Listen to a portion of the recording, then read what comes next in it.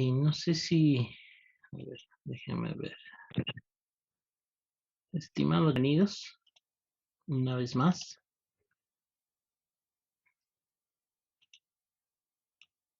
ya.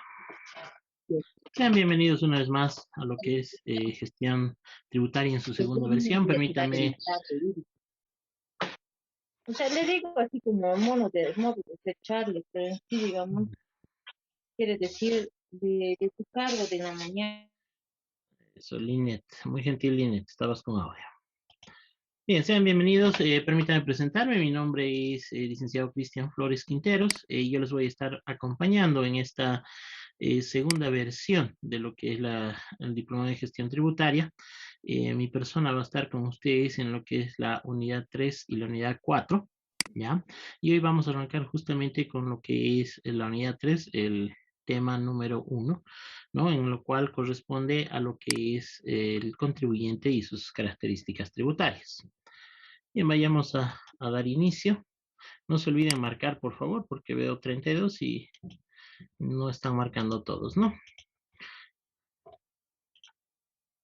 Bien, arrancando con la idea 3 o el tema 3, hoy día vamos a arrancar con lo que es el contribuyente y sus características, ¿no? Donde vamos a ver propiamente dicho la definición de contribuyente. Más adelante vamos a ver el tema de los registros indispensables que uno tiene que tener y vamos a ir viendo paulatinamente las obligaciones y los derechos que se tienen, ¿ya? En este sentido, habiendo dicho esto, vamos a ir arrancando indicándoles que la planificación que se ha elaborado para esta unidad es la que ustedes están viendo en pantalla, donde vamos a ir arrancando con lo que son las exposiciones, ¿ya? Y obviamente vamos a ir dándoles alguna actividad para que ustedes vayan a desarrollar, la cual ya está obviamente en la plataforma Moodle para que ustedes puedan ir desarrollando. Y según instrucciones y reglamentación, sí tienen hasta mañana a las 6 de la tarde para presentar dichas actividades, ¿no? Cada uno tiene una puntuación, como ustedes están pudiendo ver. El hecho de que ya estén participando acá, ya han ganado un 5% y obviamente van a ir constantemente en todas las salas de la misma manera, ¿no? Y tienen un foro y una tarea para el día de mañana que voy a explicar al final de qué se trata para que ustedes puedan desarrollarla, ¿no? Y evidentemente el lunes vamos a continuar con la unidad 3, donde también vamos a dar un foro y una tarea y inmediatamente vamos a arrancar con lo que es ya la unidad 4 o el tema 4, ¿no? Entonces, no se olviden que esta presentación que ustedes están viendo en pantalla, ¿no? Justamente también la tienen como apoyo dentro del material, ¿no? Entonces, justamente ustedes lo pueden descargar para ir repasando de la misma manera, ¿no? Arranquemos con lo que son un poquito el tema de lo que es un contribuyente. Y para ello, obviamente, es bueno recalcar que todos nos debemos de basar en lo que es justamente las leyes, los decretos, ¿no? Que son fundamentales. Y justamente hablando de leyes, la ley 2492 y la ley 843 son las dos leyes fundamentales en el ámbito tributario, ¿no? Ya que estas dos están por debajo de la constitución política del Estado. Por lo tanto, estas dos leyes de un tiempo a esta parte se han ido fortaleciendo, ¿ya? Y es por eso que para poder definir al contribuyente debemos de identificar a dos personajes.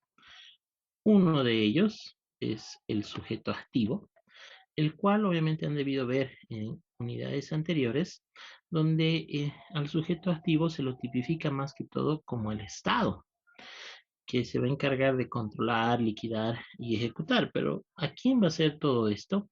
Justamente al sujeto pasivo, ¿no?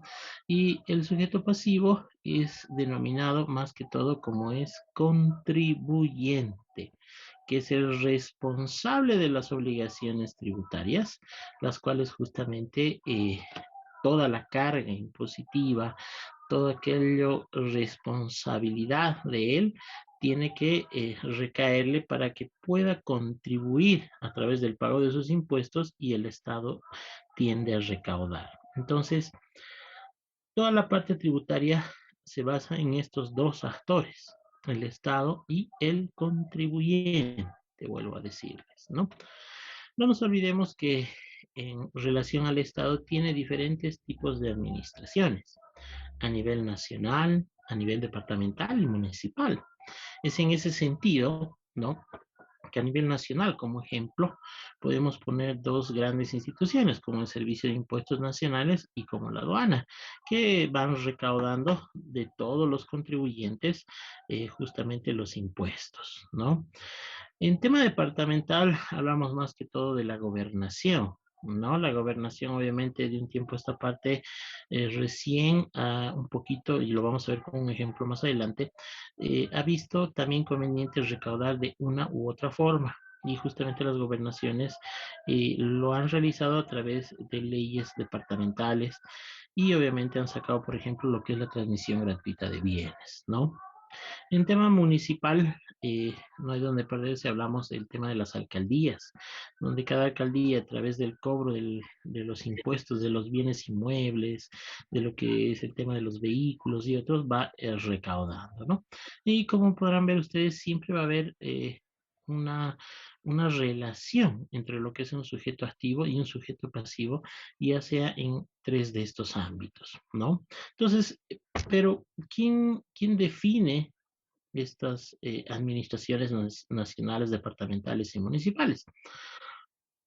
Justamente la ley 154. La ley 154 y también apoyado en lo que es la ley 2492, que es siempre la madre de todas las leyes en el orden tributario, indica que mientras los gobiernos, ya sean departamentales o municipales, creen sus normas, sus reglas, obviamente en su funcionamiento y mecanismos se vayan ordenando, siempre va a arrancar de un dominio nacional, ¿no? Y justamente el mejor ejemplo para que entendamos sobre esta forma de recaudación de estos tres tipos de dominios, ya siempre arranco con un ejemplo.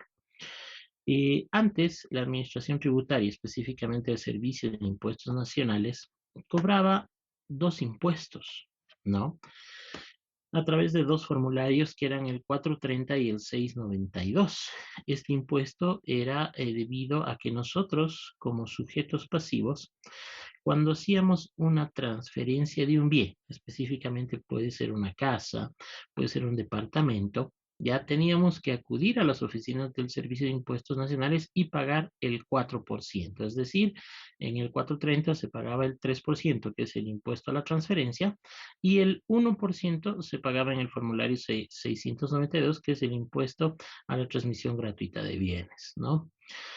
Esto obviamente simplemente lo administraba lo que es el Servicio de Impuestos Nacionales, ya que no era su potestad, ¿no? No era su competencia, pero sí tenía que administrarlo como lo había indicado mientras pase a otro tipo de dominio. Y es así que el primero en separarse de esto o solicitar que pase a manos de la alcaldía, justamente de dominio municipal, con la ley 8/2013. Y es en el 2013 que solicita, ya habiéndose reorganizado y organizado, que ese 3% que cobraba la administración tributaria pase a manos del municipio. Entonces, si usted se fija, ya la administración tributaria dejaba de cobrar esto e inmediatamente el municipio es el que cobra este 3%. Entonces, desde el 2013 que uno transfiere, si yo les vendo en este momento un apartamento, ya no tienen que ir a las oficinas de Servicio de Impuestos Nacionales. Eso ya pasó directamente a un dominio municipal, ¿no? Y obviamente viendo esta figura, la gobernación no se quedó atrás y saca acá en Cochabamba la ley departamental 450 del 2015 y también solicita a la administración tributaria, basándose en la ley 154 y la 2492, solicita que ese 1% que cobraba obviamente pase directamente a las arcas de la gobernación. Entonces, cuando uno, vuelvo a reiterar, vende, es decir, personalmente yo les vendo un apartamento, su baulera, su garaje, todo, ¿no? Pasa directamente, ustedes tienen que ir al municipio en primera instancia y segundo a la gobernación, ¿no? Entonces, en ese sentido ya se divide estos valores, ¿no? Entonces, en ese sentido, se puede explicar este tipo de dominios nacional, departamental y municipal, donde pueden ver ustedes acá que el contribuyente siempre va a tener algún tipo de relación con el sujeto activo. En este caso es de manera macro el Estado y vamos a llamar de manera micro la gobernación y el municipio, ¿no? Si ustedes se fijan, obviamente, en lo que hemos visto anteriormente, el contribuyente siempre va a cargar con las obligaciones tributarias, ¿no? Y obviamente uno tiene que buscar lo que es el concepto específicamente. ¿Qué es el contribuyente? La mayoría cuando damos tareas y gracias a la tecnología, lo primero que hacemos es entrar a Google y ponemos, ¿no? Definición de contribuyente. Y lo primero que siempre aparece es Wikipedia, donde obviamente, si ustedes ven, define al contribuyente como una persona física con derechos y obligaciones frente a un agente público derivado de los tributos. Y es lo que hemos explicado anteriormente. O sea, una persona física va a tener un derecho, ¿ya? El derecho al trabajo. Pero al momento de entrar al mercado laboral también va a tener una obligación. ¿Frente a quién? Frente al Estado. ¿Cómo? Pagando los impuestos, ¿no? Entonces, obviamente, acá la definición va en ese sentido, en lo que hemos explicado anteriormente, ¿no? Ahora, para la ley 2492, más propiamente dicho, el contribuyente es el sujeto pasivo, respecto del cual se verificará el hecho generador de la obligación tributaria. Entonces, si ustedes se percatan, es una definición más técnica donde al contribuyente ya se lo trata como un sujeto pasivo, el cual obviamente tiene que cumplir las obligaciones tributarias, ¿no? ¿De qué? De los actos que va a realizar en el transcurso de su vida comercial, lo vamos a llamar así, ¿no? Personalmente, yo me quedo con una definición de una empresa, ¿no? Justamente la cual ha podido desarrollar para los contribuyentes un apoyo tributario. Y esta empresa lo ha definido como que el contribuyente es una persona física o jurídica. Entonces acá ya te está diciendo que en teoría el sujeto pasivo puede ser una persona física o también una persona jurídica. O sea, ya te está limitando. Que soporta la carga impositiva, es decir, la obligación tributaria. Y la segunda parte dice, pero que necesariamente no está obligado al pago de dicho impuesto. Es en este sentido que hay que ser realistas, ¿no? Cuando uno sale al mercado laboral, uno piensa que es simplemente abrir el NIT, ¿ya? Y directamente trabajar, ¿no? Entonces no es tanto así, ¿no? Y vamos a pedir a Carla Daniela, por favor, su micrófono. Está abierto, si no es mucha molestia, y lo puede poner. Ya, muy gentil. Ahora sí, ya me dieron el control. ¿Ya? Gracias. Ahora, iba diciendo, si bien uno quiere practicar en Bolivia, lamentablemente no hay prácticas. Uno cuando entra al ámbito tributario, siempre, como han podido advertir, siempre en su vida, sí o sí, como dice aquel refrán, el que no cae resbala, ¿no? Siempre van a entrar a esa relación entre lo que es el Estado y el contribuyente, ¿ya? Y ese es justamente lo que en la última definición que estamos pudiendo ver se aplica. Porque si bien nosotros vamos a registrarnos y no estamos actualizados, no constantemente no realizamos capacitaciones, ¿no? Lamentablemente podemos incurrir en un error. Y ese error justamente van a ser nuestra obligación tributaria de pagar al fisco, ¿no? Alguna sanción, multa u otro. Entonces, tienen que tener mucho cuidado en ese sentido. Y a veces uno no es que no quiera pagar, sino lamentablemente la coyuntura, la falta de recursos no permite ello. Es por eso que esta definición más o menos es un poco real.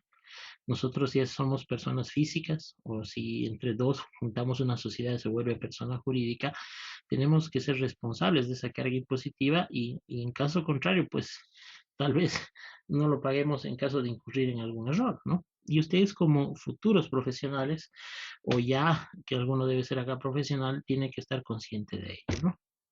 Entonces, eh, técnicamente nos vamos a quedar con la ley 2492 porque obviamente existe establecido en nuestra ley, el Código Tributario, pero para tener un entendimiento a título personal, como les decía, yo me quedo con la última definición, ya que obviamente habla más claro, ¿no?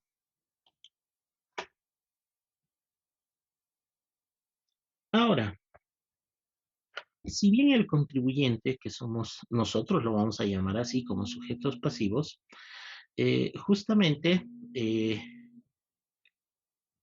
existe, no siempre es obligación tributaria, ¿ya? No siempre esa obligación tributaria va a recaer sobre uno, ¿ya? A veces, cuando uno se dedica a una actividad, por ejemplo, un médico, ¿no? Un médico, ¿qué es lo que hace? Puede abrir un hospital, se va a dedicar netamente a la profesión que ha estudiado, también se va a dedicar justamente a administrar su hospital, pero acá él no va a ver la parte impositiva, ¿no? Porque obviamente esa parte va a delegar a un tercero que puede ser cualquiera de ustedes que están presentes acá. Y si bien él ante el Estado va a ser el contribuyente, él puede delegar justamente esa administración patrimonial a un tercero, ¿ya? Entonces, justamente la ley 2492 establece que aparte de que el contribuyente es el sujeto pasivo, existe justamente otros dos, ¿ya? Que pueden participar como responsables de su obligación tributaria, ¿no?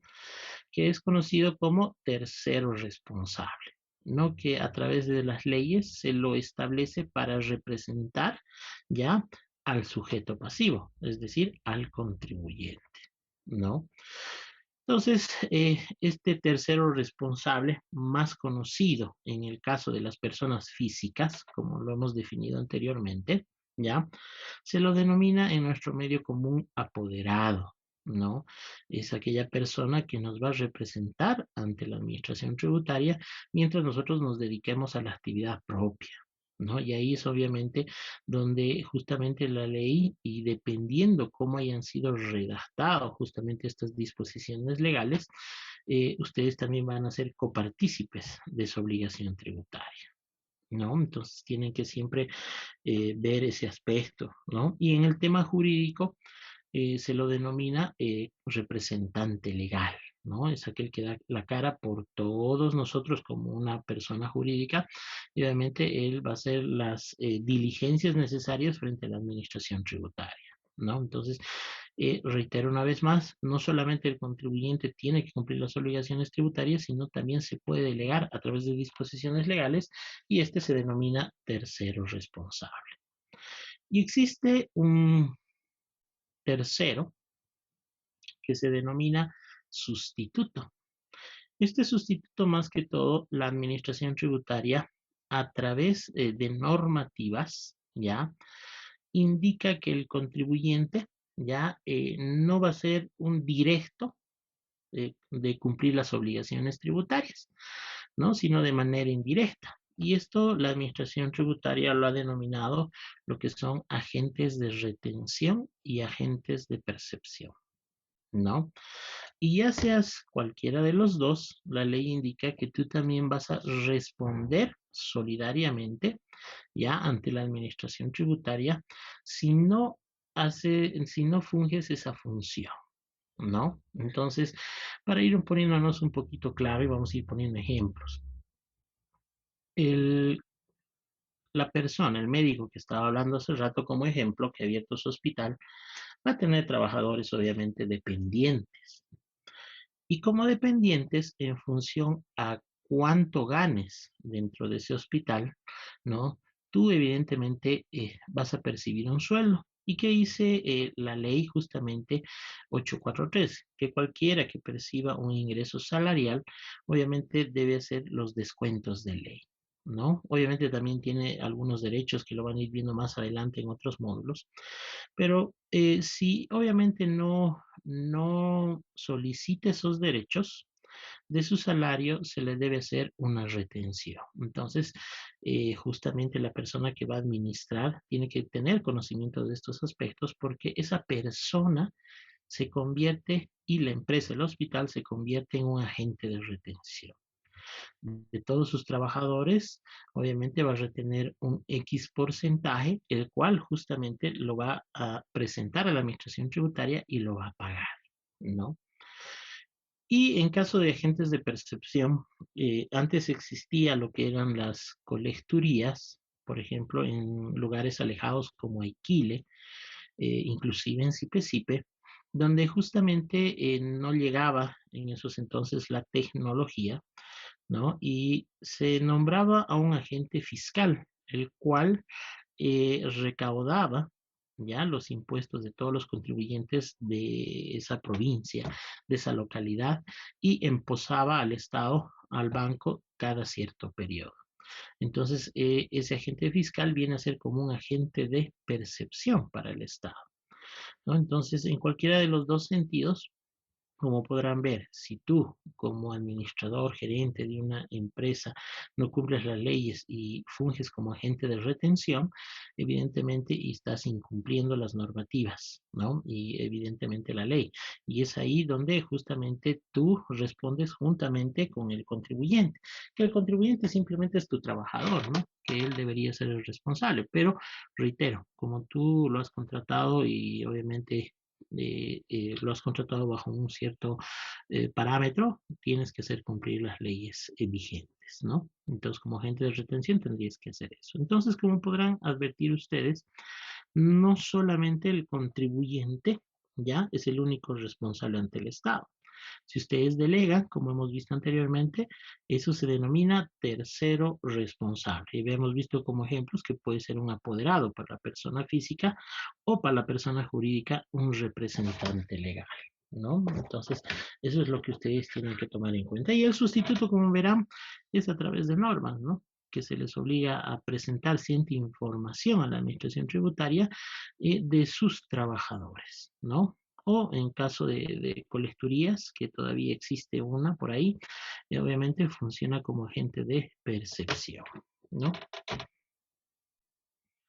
Ya habiendo definido lo que es justamente el tema de lo que es la definición de contribuyente y habiendo visto que no solamente este personaje es responsable de las obligaciones tributarias, la administración tributaria, ya dentro de lo que es justamente su artículo 23 de la ley 2492, define que un contribuyente puede ser tipificado como persona natural, ¿ya? Entonces, el artículo 23 de la ley 2492 indica que el contribuyente puede ser tipificado en primera instancia como una persona natural, ¿no? Entonces, una persona natural, si como ustedes lo están leyendo en la presentación, es el sujeto pasivo, el que tiene derechos y obligaciones. ¿Frente a quién habíamos definido? Frente al Estado. ¿De qué? De sus actos. Impositivamente hablando, y ahí hay un término que dice dañosos, ¿ya? Hablando tributariamente es cuando el contribuyente, este sujeto pasivo, ¿ya? Esta persona física, como quieran llamarle, no cumple con su obligación, es decir, el pago de los impuestos, que técnicamente se llama tributo omitido, ¿no? Y este tributo omitido, ¿no? Si tú no lo cancelas, obviamente, dependiendo al tiempo también, se vuelve en un daño para el Estado. Y ahí obviamente ya la administración tributaria tiene procedimientos los cuales justamente va a agarrar y te los va a hacer cumplir, ¿no? Y como has visto en las definiciones, ¿con qué? Con tu patrimonio, ¿no? Entonces hay que tener mucho cuidado. ¿Y cuándo se presentan los delictivos? Bueno, podemos hablar más típicamente de la otra institución como la aduana, que también tiene sus contribuyentes. Y cuando tú traes mercadería de contrabando, ahí estás haciendo un acto delictivo, ¿no? Entonces, justamente esta ley 2493 en su artículo 23 tipifica, reitero, a los contribuyentes como personas naturales, ya en una primera instancia. Ahora, basándonos en el mismo artículo, también tipifica a los contribuyentes como una persona jurídica, ¿no? Que para la ley viene a ser como todo ente, ¿ya? Que va a ser considerado como el sujeto pasivo, ¿no? No nos olvidemos que una persona jurídica es la relación de dos o más personas, ¿ya? Que al igual que la persona natural que hemos visto, tiene sus derechos y obligaciones frente al Estado, ¿ya? Por lo cual no puede ser una persona física, ¿no? Entonces, para la administración tributaria, hasta la fecha, no hay la conversión de lo que es, y más adelante vamos a ver este término, y tal vez ya lo conocen, empresa unipersonal. Para lo que es el Código de Comercio, la empresa unipersonal sí puede convertirse en una empresa jurídica, pero para la administración tributaria no hay una figura exacta para que una persona física, porque la empresa unipersonal es una persona física, ¿ya? Se convierta en una jurídica, ¿no? Entonces, obviamente eso tienen que ustedes considerarlo, ¿no? Por eso, persona natural es una persona física. Persona jurídica son dos o más personas que justamente hacen un ente. Y este ente para la ley 2492 va a ser considerado el sujeto pasivo. Entonces, si ustedes se fijan, ya hay dos tipificaciones en las cuales el conjunto o el universo de los contribuyentes se mueven en relación a estas dos. Y hay una tercera, que es bueno mencionarlo, que es las herencias adyacentes. Las herencias adyacentes en sí, ya, son aquellas cuando el patrimonio queda a cargo de varios. Y esto usualmente se da cuando alguien fallece. Por ejemplo, el papá puede tener una ferretería, puede tener una empresa grande. Y obviamente cuando él fallece, todos estamos atentos a qué bienes nos va a dejar, qué me pertenece, qué derecho tengo. Pero no se olviden que cuando usted adquiere un derecho en las obligaciones que se tienen, ¿no? Esto siempre digo porque en la vida real y en estos 12 años que he podido compartir de experiencia en la administración tributaria, en el Servicio de Impuestos Nacionales, he visto que lamentablemente a veces el padre, como les había mencionado, justamente se dedica y evoca a sus actividades y deja un tercero responsable para que maneje la parte tributaria y contable. Y a veces, hay que ser sinceros, falla y ahí es donde van creciendo estas deudas tributarias y cuando fallece, obviamente, los hijos absorben en caso de heredar, ¿no? Entonces, ahí es donde tienen que ustedes tener mucho cuidado. Y a veces también existen entre hermanos la pugna, ¿no? Las peleas que se dan por decir yo quiero más porcentaje, tú más. Entonces, eso, por ejemplo, se llama sucesión indivisa en la administración tributaria. Cuando fallece el padre y hay una pugna entre los hijos, la empresa puede seguir funcionando, pueden pedir un registro de sucesión indivisa. El NIT del padre se va a mantener, todos sus derechos, la facturación, sus declaraciones juradas se va a mantener, ¿no? Y los hijos lo único que van a hacer es administrar. Ahora, obviamente, ahí tiene que haber uno de los hijos que administre el patrimonio hasta que entre ellos se pongan de acuerdo, existe esa figura. Y ahí es donde entra este término de herencias adyacentes, ¿no?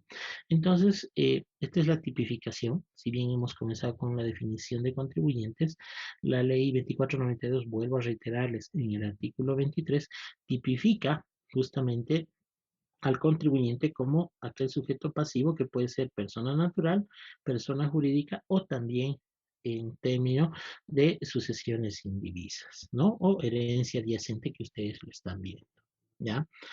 Ahora, Estos, especialmente en persona natural y en persona jurídica, son aquellos que comúnmente y cotidianamente se registran en la administración tributaria, ¿no? Entonces, eh, justamente el artículo 64 de la ley 2492, ¿ya? Indica que la administración tributaria en su uso de facultades puede crear normas de carácter general y de aplicación, ¿no? Entonces, ¿qué quiere decir esto? Que la administración tributaria, desde mi punto de vista, yo lo interpreto así, saca una regla y es de cumplimiento obligatorio. Sin ir muy lejos, por ejemplo, no sé si ustedes conocen lo que es el software Da Vinci.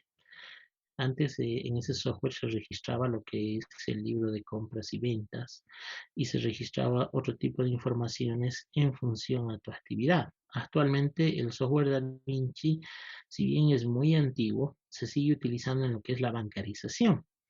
Ya otros módulos, lo llamaremos así, han ido pasando a otros softwares, como el software Facilito, que hasta la fecha todavía se utiliza y que la administración tributaria, si ustedes han podido notar, lo está empezando a cambiar por el aplicativo Mis Facturas. Entonces, si ustedes se fijan, la administración tributaria haciendo también derecho de la ley, dice, ok, yo tengo el derecho de crear normas, así lo dice el artículo 64, y ustedes tienen que cumplir. Entonces, cuando sale una norma, tienen que estar atentos, especialmente en la parte tributaria, porque la parte tributaria en nuestro país se va actualizando constantemente. Hoy sale una norma y te dice que a fin de mes ya debemos de cumplirla, ¿no? Por ejemplo, este año salió la normativa 4, ¿no? La cual indica que justamente todos aquellos contribuyentes que han sido tipificados como Newton específicos, justamente ellos tienen la obligación, ¿no? De enviar su información a través de lo que es el facilito. Antes no existía esa obligación para ellos, especialmente para aquellos que tengan IBT y RCIVA, dice, ¿no? Entonces, si ustedes se fijan, ya hay una obligación ahí de forma mensual. Antes los Newton específicos enviaban de forma anual su información de sus libros de compras y ventas, pero con una norma cambia esa figura.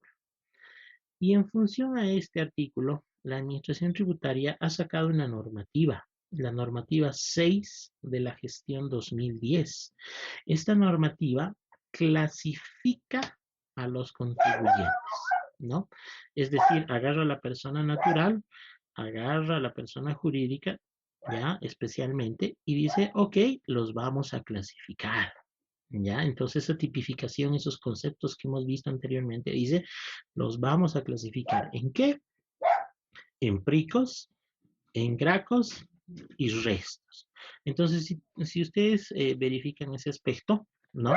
Ustedes van a poder ver el tema de que estos contribuyentes van siendo clasificados en estos tres, ¿no? Reitero, pricos, gracos y restos, ¿no? Vayamos viendo esta clasificación, ¿ya? ¿Qué es un PRICO? Un PRICO son principales contribuyentes, ¿ya? Así a través de esta normativa 6 del 2010, justamente aclara ello. Los PRICOs son principales contribuyentes que por su volumen de operación y obviamente su aporte al Estado, ya se constituyen como primordiales. Entonces, acá la Administración Tributaria anualmente saca una lista, ¿ya? De 2.000 empresas que aportan al Estado, ¿ya? Y de esas 2.000, obviamente, toma como parámetro una cierta cantidad, que ahorita lo vamos a ver, entre las cuales podemos mencionar que siempre están entre los primeros 100, vamos a llamar así. Está YPFB, Minera San Cristóbal, la Cervecería Boliviana Nacional, Entel, como están viendo en pantalla, que son los que más aportan al Estado, ¿ya? La otra es Graco, que significa grandes contribuyentes, que también se los tipifica por su volumen de operación y también su aporte al Estado, ¿no? Y obviamente, como les había mencionado, se encuentra en una lista, en esa lista de los 2000 que les dije. Y ahí entran las otras empresas, como acá en Cochabamba, Elfec, está Viva, Tigo, ¿no? Y otros más que ustedes están viendo en pantalla. Entonces, lo que hace la administración tributaria a través de una norma, y lo hace usualmente de manera anual, va recategorizando o asimismo también va confirmando si te mantienes en una de estas dos categorías. Graco o Prico, ya les había dicho, agarro una lista de las 2000 empresas a nivel nacional y las primeras 100 en la lista pasan a ser principales contribuyentes. Entonces, estas son las 100 primeras que evidentemente, reitero, realizan la parte del control más estricto, ya que estas tienen que tener la documentación al hilo, ¿no? En regla. Y los segundos son los gracos, que van desde el 101 al 2000, ¿ya? Y obviamente ahí es donde también la administración tributaria en 3 departamentos de Bolivia, ¿ya? En el eje central específicamente, manejan este tipo de oficinas y control de estos contribuyentes, ¿no? Asimismo, la normativa, ¿ya? Indica, ¿ya? Que en cada oficina denominada Graco, lo voy a llamar así, tiene que contar mínimamente con 500 contribuyentes. Que en caso, evidente, de no llegar a ese porcentaje, pero estamos viendo que la mayoría llega, tiene que solicitar justamente a sus gerencias distritales o a sus agencias tributarias información económica para subirlos, ¿no? Entonces, los que están del 2001 para atrás, ¿no? Ellos se denominan resto, ¿no? Entonces, reitero, el tema de lo que es Prico Graco, ya han visto, son las 100 primeras Prico y de 101 a 2000 son los Graco y del 2001 para atrás se denomina resto. Ahora, ¿qué deben de considerar ustedes en respecto a lo que es los parámetros? ¿Cómo me van a tipificar, no? ¿Cómo me van a clasificar y por qué me van a clasificar Graco y Prico? En este punto, lo primero que da un parámetro, la normativa 610, porque ojo, solo es un parámetro, ve primero los impuestos, ¿no? Ustedes obviamente en función a sus gastos, sus ingresos, van a determinar un cierto impuesto y asimismo también lo van a pagar. Entonces analizan esa situación de cada empresa y en función a esto obviamente les pueden clasificar como Graco o Prico, ¿no? Asimismo, también analiza lo que es el total de compras y ventas, ¿no? En este sentido, va a ver qué cantidad de gastos tú realizas y también qué cantidad de ventas, ¿no? Y esto yo les había mencionado, de dónde sacan esta información de sus sistemas, ¿no? Las compras y ventas, por ejemplo, sacan de lo que es el facilito. Ustedes informan de forma mensual y obviamente la administración tributaria ya tiene esta información. Es por eso que les decía anteriormente, por ejemplo, los Newton específico antes enviaban de forma anual esta información y desde este año obviamente les han obligado a enviar de forma mensual. Entonces, si ustedes se percatan, ya también ese otro subconjunto, lo vamos a llamar así, de contribuyentes, ya ha pasado a una bolsa donde también ya está siendo analizada para ver si puede ser catalogado Graco o Prico, ¿no?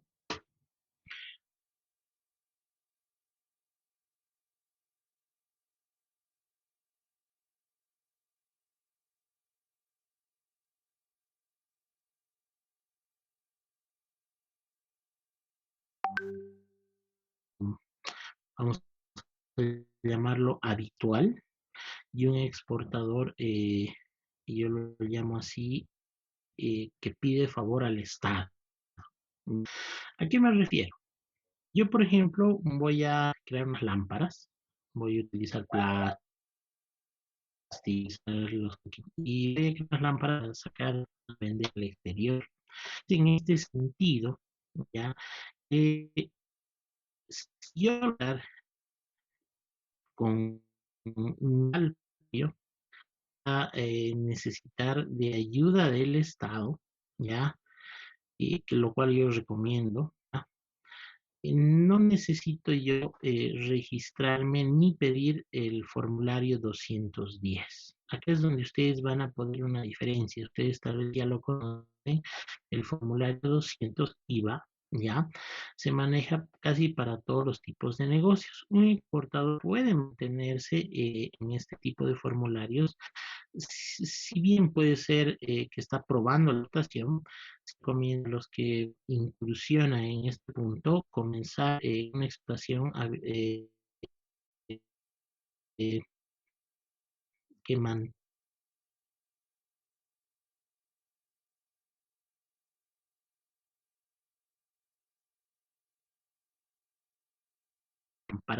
las traigo del exterior. Obviamente, para bajar mis costos, yo voy a requerir que estos gastos que estoy realizando, tú me devuelvas. Y esto comúnmente se llama CDIMS, que son los certificados de devolución impositiva, que cuando un exportador pide ayuda al Estado para bajar su precio y ser competitivo en el mercado, ¿no? Obviamente ingresa con una característica y ahí es donde le cambian del formulario 200 al 210, ¿ya? Otro punto que quiero aclarar sobre estos formularios es cuando tú te cambias del formulario 200 al 210 y obviamente no te va muy bien en la exportación, lamentablemente por sistemas de la administración tributaria ya no te pueden volver a generar el formulario 200, ¿no? Entonces, cuando tú te quedas con el 210 para la administración tributaria sigues siendo exportador. Y como exportador, viendo si tus ventas son internas, igual lo van a analizar como si fueras exportador. Y ahí van a ver qué volumen de productos tú vas sacando, qué volumen de productos vas vendiendo y en función de eso tipifican como GRACO o PRICO, ¿no? Entonces, tal mismo, las veces que piden las devoluciones impositivas, van analizando y el monto que tú vas pidiendo para tipificarte como GRACO o PRICO. El otro aspecto va con otro tipo de organizaciones, como las ONGs o las asociaciones sin fines de lucro, que justamente estas instituciones, si bien presentando la documentación a la parte jurídica tributaria, gozan de que no presenten, o sea, paguen impuestos, eso se llama exención, ellos sí van a ser controlados de otra manera, los cuales obviamente son sus gastos, porque una asociación sin fines de lucro, como su nombre, sin fines de lucro, una organización de recursos que recibe, solo sirven para mantener la empresa y que esta suba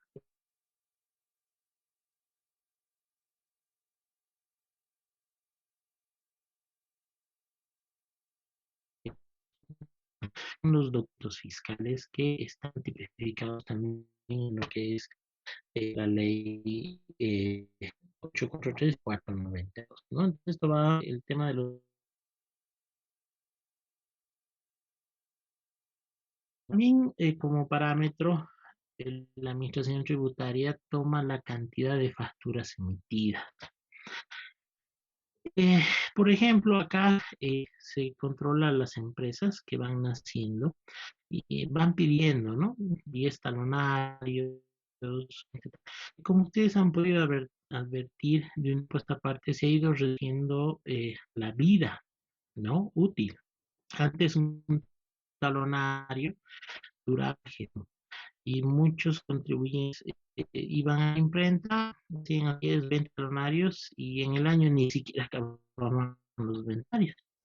Por eso que la administración tributaria ha reducido con diferente normativa, en el artículo 64 que hemos visto en anteriores directivas, donde la vida anual, lo vamos a llamar, baja de a 6 meses.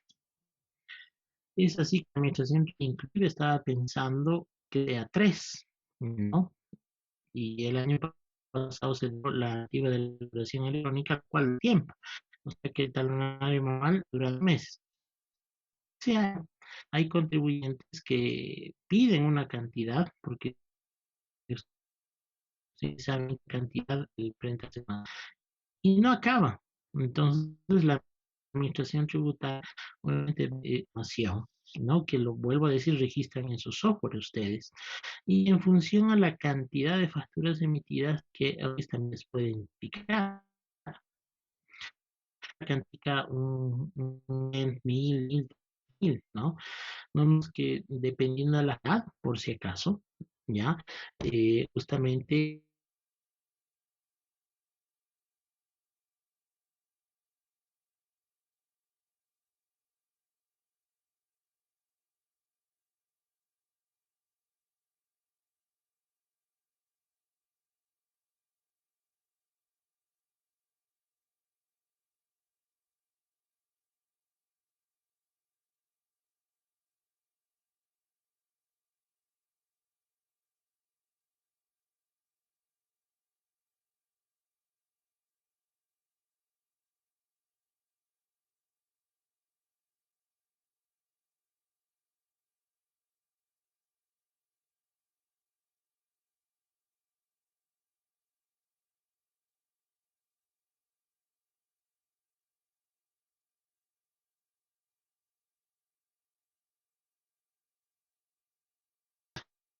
el identificante y los demográficos, ¿no? La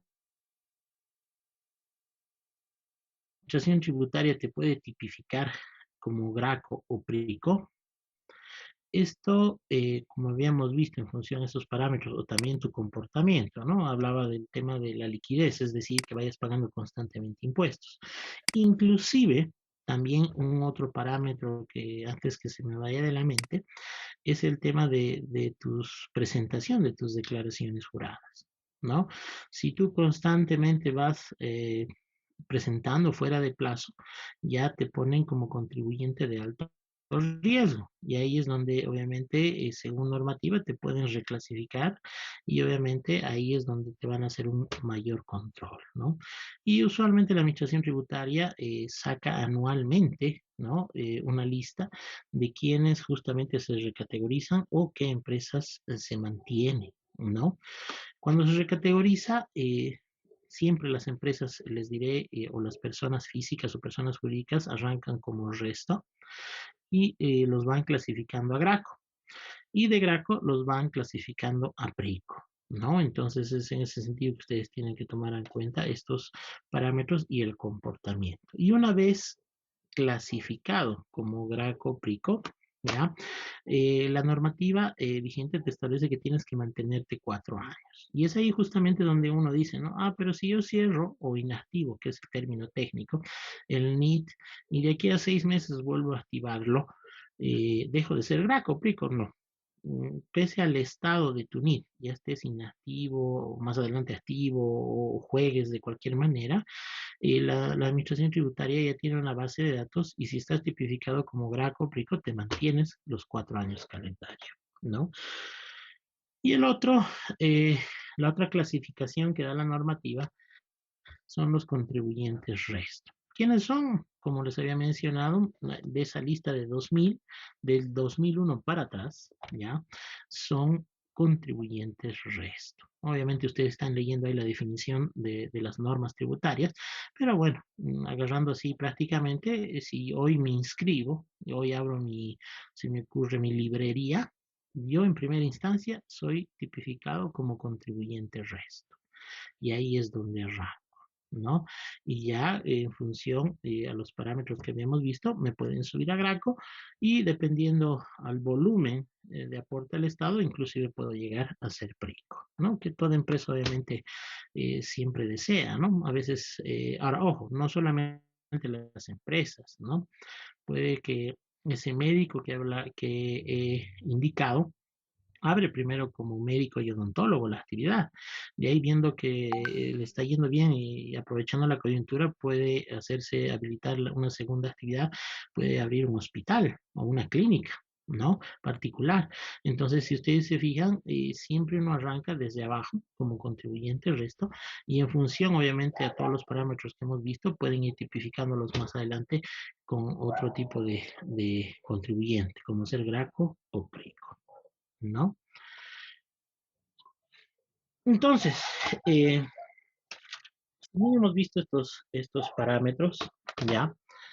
Eh, Arranquemos que el sujeto activo, que es el Estado, y el sujeto pasivo son los dos que siempre van a estar de la mano, uno aportando al Estado y el otro obviamente redistribuyendo justamente todos esos aportes para la sociedad. Entonces, nosotros tenemos que basarnos más que todo en lo que son los sujetos pasivos, ¿no?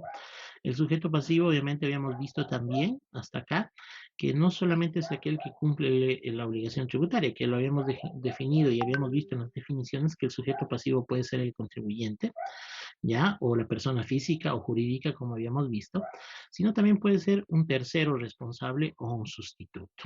¿No? El tercero responsable, a manera de resumen, ya es la persona física o la persona jurídica, y la persona física siempre va a tomar un apoderado, y la persona jurídica siempre un responsable, un legal, ¿no? Un representante legal.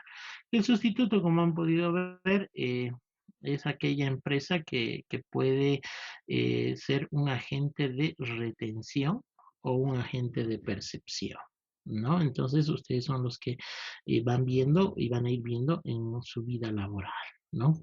Ahora, este sujeto pasivo, como habíamos visto justamente en lo que corresponde al artículo 23, ya lo tipifica como persona natural, persona jurídica o herencia adyacente, ¿no?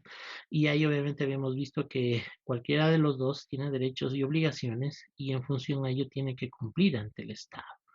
La persona natural habíamos indicado que es justamente una persona física, la persona jurídica, dos o más personas, obviamente, que forman un ente. Y la herencia adyacente es cuando, obviamente, habíamos visto una persona fallece y nosotros nos hacemos cargo de sus derechos y también sus obligaciones. Ahora, estos tres que tipifica el artículo 23, la Administración Tributaria los ha clasificado como pricos, gracos y restos, ¿no? Entonces, especialmente lo que es la persona natural, la persona jurídica, que vienen a ser los sujetos pasivos o como quieran llamarlo, contribuyente, siempre van a arrancar como resto. ¿Ya? Siempre. Y de ahí, en función a su aporte al Estado, va a ir justamente creciendo y subiendo y lo van a clasificar como Graco y posteriormente como Prico, ¿no? No sé si tienen alguna duda hasta acá. Les voy a dar 10 minutitos de descanso antes de continuar. Licenciado, una consultita, por favor. Dígame. Eh, en esta clasificación de los de Prico, Graco y Resto, cuando pasan de Resto a Graco, ¿tiene que pasar especialmente los 4 años? O porque yo he visto casos en el que en el lapso de prácticamente 2 años me han cambiado de Resto a Graco, de acuerdo a la facturación que yo tenía, y después me han vuelto a bajar de Graco a Resto también. Ya. En el Lo que lapso pasa, de 2 años más o menos, perdón. no, está bien.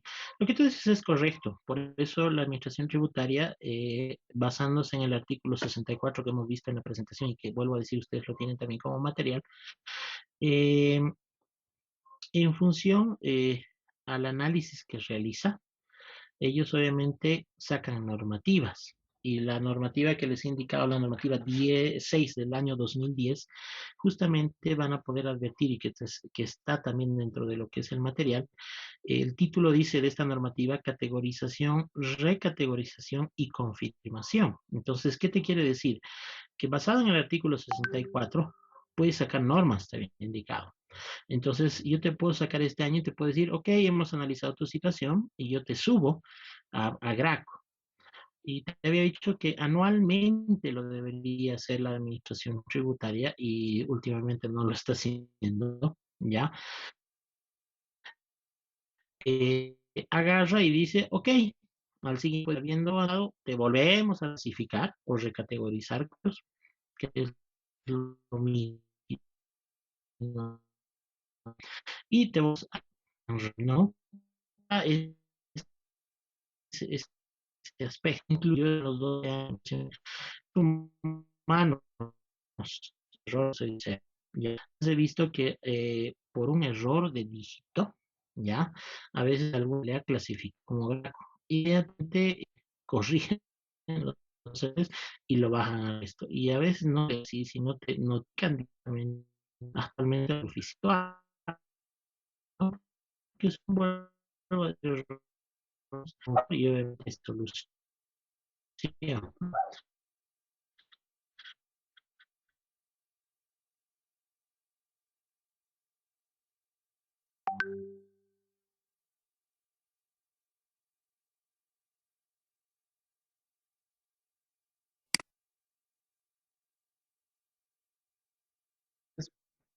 Después, en el siguiente año que terminó el proyecto, entonces, casi un 4 o 5 meses eh, eh, con cero factor. Entonces me volvieron a pasar a resto. Y ahorita me mantengo en resto casi ya unos años también. Mm. Como tú has visto, justamente entra dentro de uno de los pasos, ¿no? Y es por eso que uno tiene que estar en su comercial que uno o va trabajando, ¿no?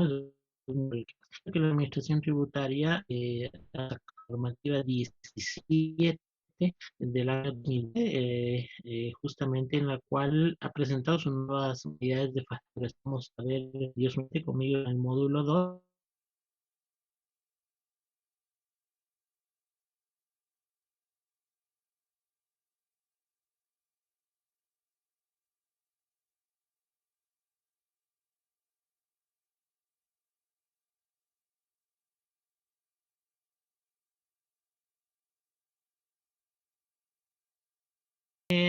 Habíamos visto entonces hasta acá lo que justamente la ley 2492 va tipificando, ¿no? Va tipificando a las personas como naturales jurídicas especialmente, que ese es el universo de contribuyentes que maneja la administración tributaria, y que habiendo tipificado, también habiendo definido lo que es el sujeto pasivo, habíamos visto la clasificación de lo que es resto, graco y prico, ¿no? Entonces, en ese sentido, ¿no? Vamos a ir ahora avanzando. Si bien hay una clasificación, que esta sería la correcta, la administración tributaria ha ido subclasificando y así, ¿no? Y justamente está viendo la pantalla, ¿no? Porque esta mañana, no sé, una persona decía que no, está saliendo, ¿no? La imagen. Sí, se ve bien, dice. Ya, gracias, te agradezco. Entonces, si bien clasifica la administración tributaria a los contribuyentes en el resto Graco y Prico, ¿ya? Había indicado que todos nosotros, ya seamos personas físicas o personas jurídicas, siempre vamos a arrancar como régimen general y las personas físicas como régimen especial, ¿ya? Entonces, si ustedes se fijan acá, ya hay dos conjuntos de contribuyentes, aparte de la clasificación, en los cuales uno va a ingresar.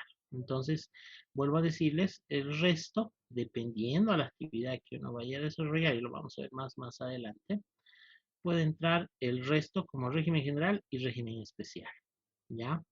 Y gracos y pricos no hay donde perderse, son régimen general, ¿ya? Ahora, este tipo de contribuyentes tienen la obligación, en primera instancia, de registrarse en uno de estos dos regímenes, ya que habíamos visto anteriormente. Y justo lo que es la persona natural, que habíamos visto que es aquel sujeto pasivo con obligaciones y obviamente derechos, y la persona jurídica como una unidad económica, ya, estas todavía se componen en dos, especialmente la persona natural y llamar a persona natural a persona física, ¿no?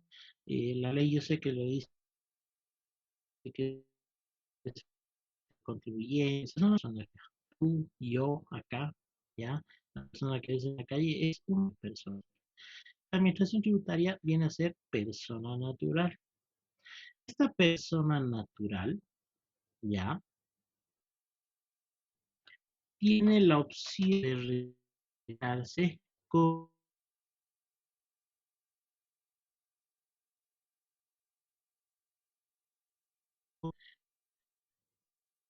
puede optar por solo inscribirse como persona natural. Por ejemplo, un médico, un profesional, estudia X tiempo y obviamente cuando sale al mercado laboral puede abrir como profesional independiente. Tú que estás al otro lado, puedes abrir tu oficina contable, quién sabe, ya lo tienes, tu oficina contable, ¿no? Un arquitecto, por ejemplo, puede diseñar planos y abrir su oficina, ¿no? Un diseñador eh, se llama de interior también, ¿no? También, sin ir muy lejos, un albañil, un carpintero, ¿ya? O están viendo en pantalla, es un jardinero, puede inscribirse como persona natural, porque siguen siendo personas físicas, ¿ya? Es el objeto pasivo, como habíamos visto, ¿no? Si tú te inscribes como persona natural, hay una cierta ventaja, que no estás obligado a llevar los registros contables, ¿no? Entonces, si tú te das cuenta acá, ya, la única información que vas a dar a la administración tributaria van a ser tus gastos, ¿ya? Y tus ingresos, ¿no? Que no necesitas respaldarlas, porque así está tipificado en lo que es la ley y las normas, ¿no? Entonces, si tú te fijas, vuelvo a reiterarte, si bien vas a iniciar como persona física, ¿ya? Sí o sí, vuelvo a reiterarte, puedes optar por esta primera, lo vamos a llamar persona natural, ¿ya? Por ser una persona física. Ahora, la otra es que se denomina, ya, bueno, antes de pasar a la otra, si tú vas a optar por esta opción, ya, como profesional independiente, que habíamos visto puede ser un médico, un contador, un arquitecto o un jardinero, como habíamos visto en la figura, u oficio, los únicos requisitos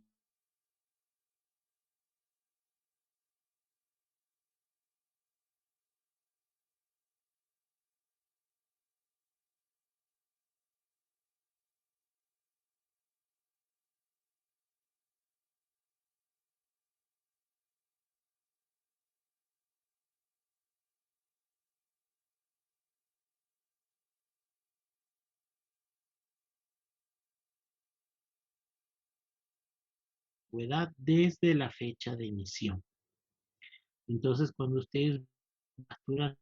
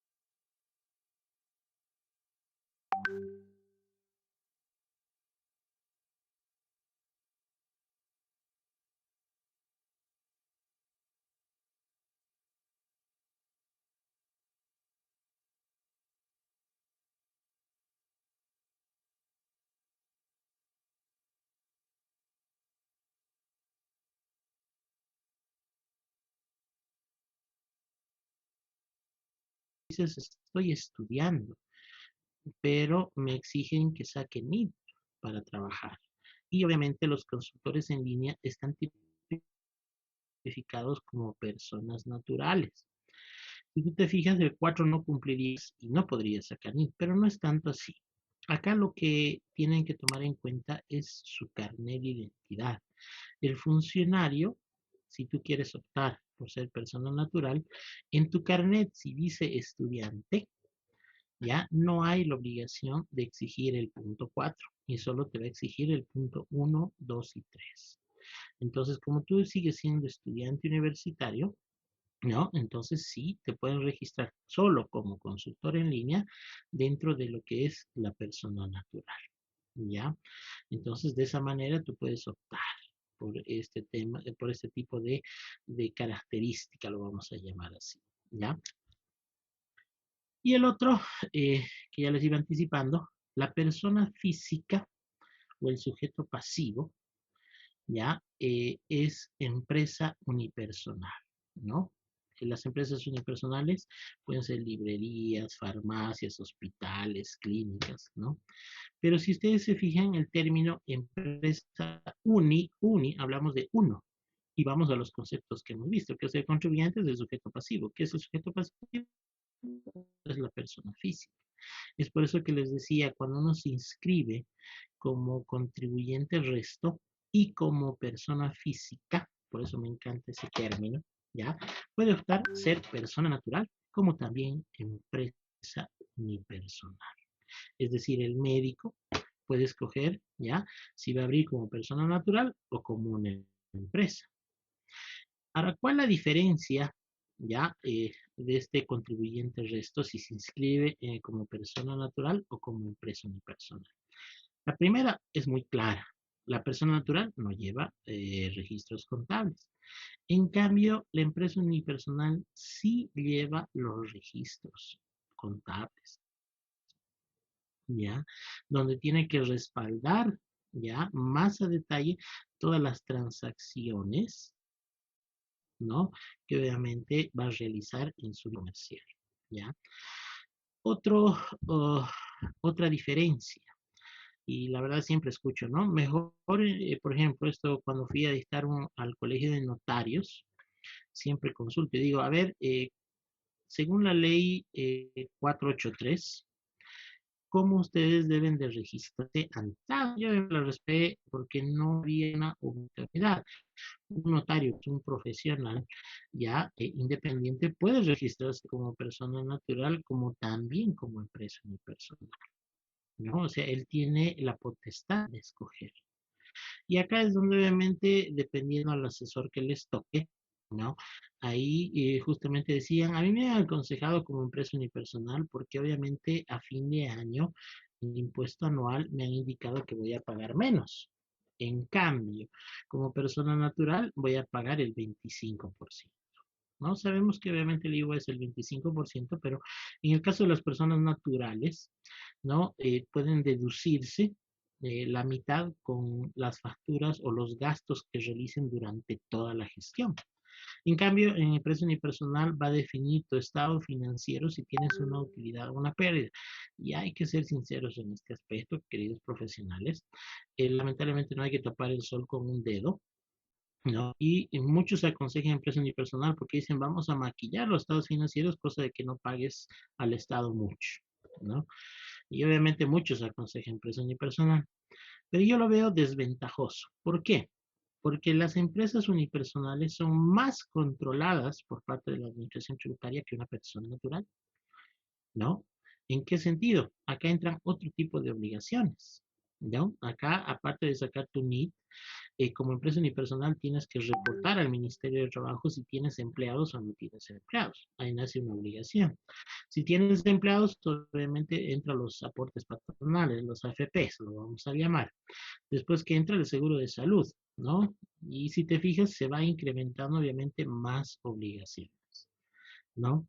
Y obviamente te hacen ver que el anual es lo fácil, que no vas a pagar, pero sin embargo hay otras cargas que por detrás vienen, ¿no? Por ejemplo, el tema del registro de empresa también.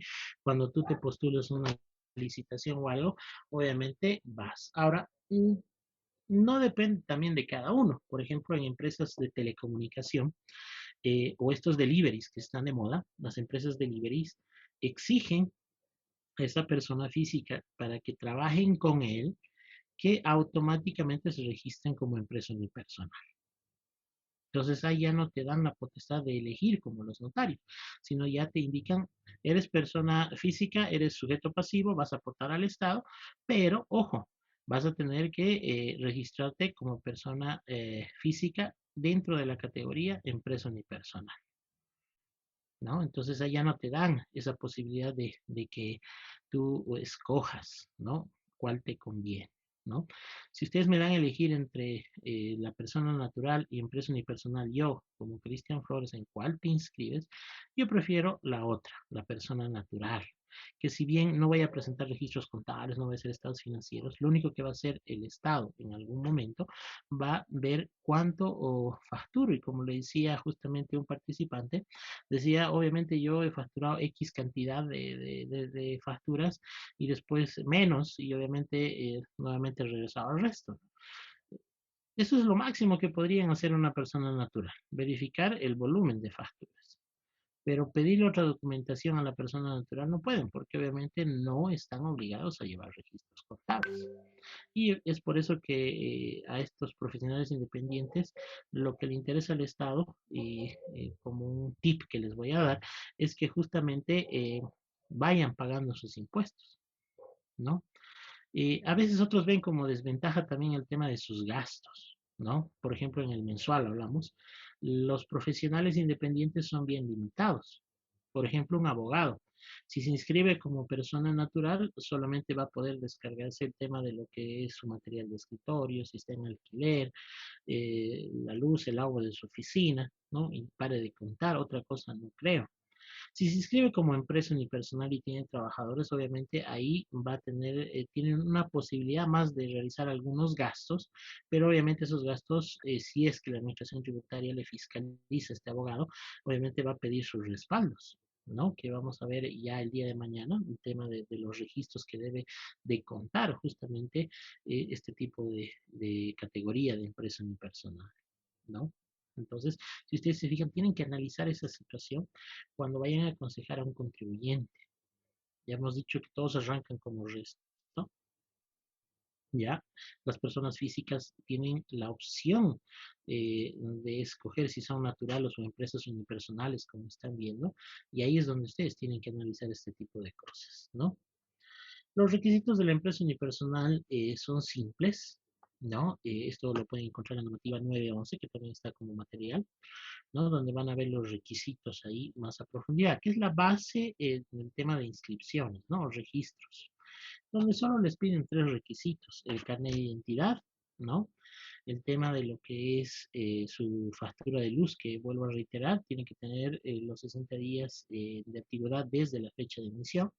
Si no están al día, les vuelvo a decir, lleven su preaviso, el último preaviso, ¿no? Para que no estén regresando a su casa o renegando en las oficinas de impuestos, y obviamente su croquis, ¿no? Entonces, como verán, hasta acá no, para las empresas unipersonales solo sus requisitos, y ya los otros que he mencionado son como acompañantes, ¿no? La licencia de funcionamiento, fondo de empresa, cajas, FPs, Ministerio de Trabajo y todo lo demás, ¿no? Entonces, si ustedes se fijan, una empresa unipersonal tiene más carga, vamos a llamar, y obligaciones que una persona natural, ¿no? Y el tercero ya es la entidad o el ente. Habíamos dicho que si bien la persona física puede ser los dos anteriores, esta persona física puede juntarse con otras. Y a esto habíamos dicho que se llama entidad, ¿no? Y lo denomina la administración tributaria como personas jurídicas, ¿no? Entonces, en este sentido, ya son dos o más personas que la administración tributaria los va a considerar como sujeto pasivo. Y aquí es donde obviamente hay un tercero responsable, si se acuerdan, que se llama representante legal. ¿no? Que obviamente él va a justamente dar la cara ante la administración tributaria y él es el que tiene que manejar el patrimonio y sobre todo ver que se cumpla con las obligaciones tributarias, ¿no? Ahora, eh, esto es más que todo por el volumen de personal o el tema de inversión, ¿no? Entonces, cuando hablamos de tema de inversión, justamente ahí es donde se puede realizar el tema de empresa jurídica, ¿no?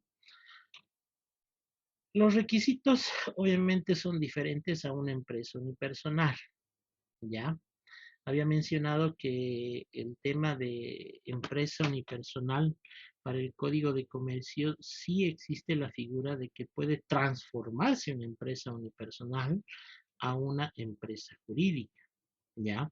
Pero para la administración tributaria no es tanto así, ¿ya? Justamente han analizado esta situación recién el año pasado donde se ha abierto la posibilidad de poder transformarse, pero ahí han visto que se tiene que hacer un análisis exhaustivo, porque una empresa unipersonal, que es una persona, como dice unipersonal, puede, por ejemplo, tener un crédito fiscal considerable, también puede tener una pérdida considerable en sus estados financieros. Ustedes saben que eso se arrastra y como las empresas unipersonales se registran con el carnet de identidad y el nombre de la persona, el titular, obviamente transformarse a dos personas no lo pueden hacer, por lo cual obviamente el NIT deja de existir de la empresa unipersonal y le tendrían que asignar a la administración un nuevo NIT. Primero, reitero, revisando si se puede registrar su crédito fiscal, si se puede, si es conveniente el tema de la utilidad o la pérdida que tiene, se puede compensar en algunos casos, como saben ustedes. Entonces, es un más complicado, ¿no? Entonces, han intentado ver la manera de colaborar, pero no han establecido hasta la fecha una normativa que permita esa transición, ¿no? Porque el análisis tardaría por lo menos un año y a veces nosotros como personas queremos ya esa transformación, ¿no? Es por eso que la administración tributaria no ha tocado este tema a profundidad y tampoco ha sacado una normativa que permita hacer esa transformación, ¿no?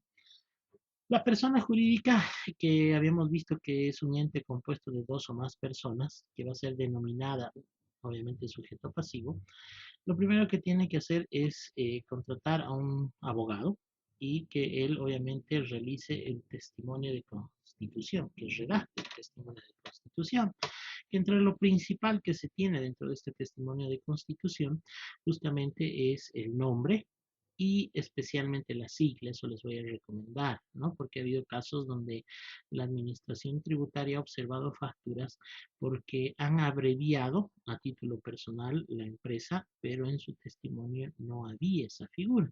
Es por así decirles, Corporación Boliviana de Cemento.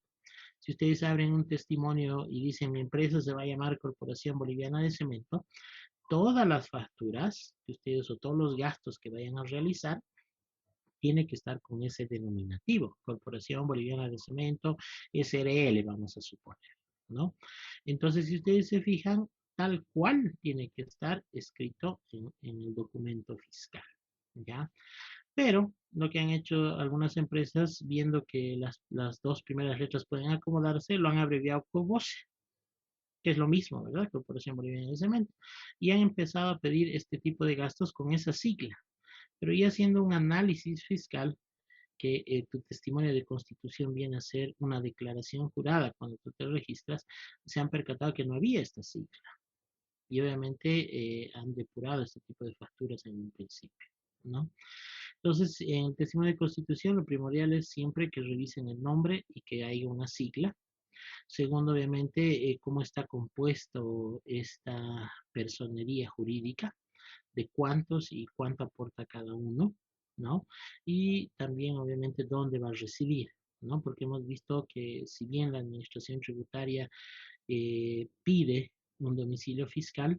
Hemos visto que para trámites, por ejemplo, de empresas son más estrictos y el testimonio obviamente no puede ser nacional, sino tiene que haber una radicatoria en un departamento. Entonces ahí como que el testimonio no te permite que sea muy, muy abierto. En otras palabras, que digas, ¿no? La empresa estará constituida en todo Bolivia. Para una empresa no hay eso, ¿no? Y es una de las empresas que te pone trabas al momento de que tú creas una persona jurídica. Tiene que decir, radicará, obviamente, en la ciudad de Cochabamba, ¿no? Entonces ahí como que ya abres una posibilidad y obviamente ya estás poniendo la radicatoria en un solo departamento. Ahora, si eres más exquisito, obviamente tendrás que decir en la calle Jordán, entre Nathaniel Aguirre y Esteban Arce, y eso es más específico, ¿no? Entonces, esos tres datos son importantes para un testimonio de constitución. Segundo, no nos olvidemos que este tipo de personas o empresas jurídicas está compuesta por dos o más. Entonces, tiene que recaer sobre una de ellas la representación legal. Y para eso lo que pide la Administración Tributaria es un poder que esté notariado, donde obviamente exprese todas las facultades para representarlas. Y en tema de la Administración Tributaria, eso sí les voy a ser sincero, siempre tiene que ser específico. No hay y demás trámites en impuestos, porque, por ejemplo, el Departamento de Jurídica para notificarte o entregarte pliegos de cargo u otros a un representante legal, en su poder tiene que estar establecido tal cual les he dicho. Puede recoger notas, puede presentar notas a jurídica, puede recoger pliegos, puede recoger liquidaciones, entonces tiene que ser bien específico el poder del representante legal. Igual para el apoderado, ¿no? Como habíamos visto, ¿no? Que es el tercero responsable, ¿no? Que va a representar al contribuyente. Entonces, cuando ustedes sean apoderados o representen legalmente a una empresa jurídica, tomen estos detalles muy en cuenta, ¿ya? Igual, les va a pedir el documento de identidad ya del representante legal solamente, la factura de luz, obviamente, de dónde se encuentra el domicilio fiscal y el domicilio habitual, ¿no? Ya habíamos dicho la diferencia, ¿no? Que el domicilio fiscal es donde uno trabaja y va a desenvolverse y el habitual es donde uno vive. En este caso, si es separado, el representante legal vive en una dirección, ahí lo registrarán con su factura y su croquis, y la empresa con el domicilio fiscal con su respectiva factura y su croquis, ¿no? Entonces, los contribuyentes resto parten usualmente de estos tres que hemos visto, eh, estas tres categorías, lo vamos a llamar así, de personas naturales y empresa unipersonal y persona jurídica, ¿no? Estos están tipificados dentro de lo que es el régimen general que se había mencionado, ¿no?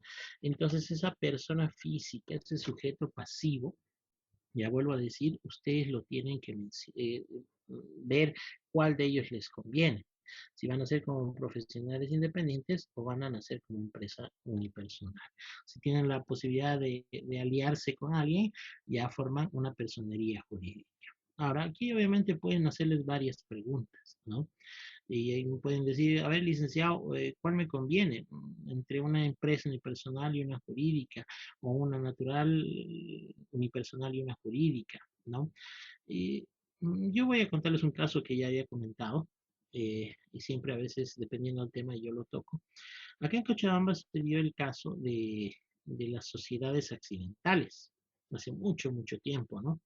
Donde justamente construyeron el teleférico. Y lo que pasa es que era una empresa francesa que tenía era la accionista mayoritaria, y la otra era una empresa boliviana que tenía poco capital invertido, pero para la licitación que lanzó obviamente el gobierno, pidió que se presenten cualquier tipo de persona jurídica. Y en ese entonces había las sociedades accidentales para impuestos. Y se presenta, hacen una sociedad, la boliviana con la francesa, abren su NID como sociedad accidental y presentan todo lo necesario, ganan la licitación y empiezan a construir. Terminan la construcción y la empresa francesa, sí, francesa era, no, lamentablemente no paga los impuestos, ¿no? las retenciones de ley que debía hacer, los impuestos que debería obviamente correr, y desaparece de Bolivia. Y obviamente la administración tributaria lo que hace es, en caso de personerías jurídicas, en primera instancia, ver el patrimonio de la sociedad. Como no había tampoco un patrimonio registrado, no pudieron hacer nada. Luego van a lo que es el representante legal, donde obviamente van hasta sus acciones, qué porcentaje de acciones tiene, y obviamente tratan de hacer pagar a ese representante legal, voy a poner, que en la mayoría de los casos es el accionista mayoritario, con su patrimonio, que también no existía porque era extranjero. Entonces, lamentablemente ahí el Estado perdió millones en recaudación, y desde ese entonces deciden justamente quitar las sociedades accidentales.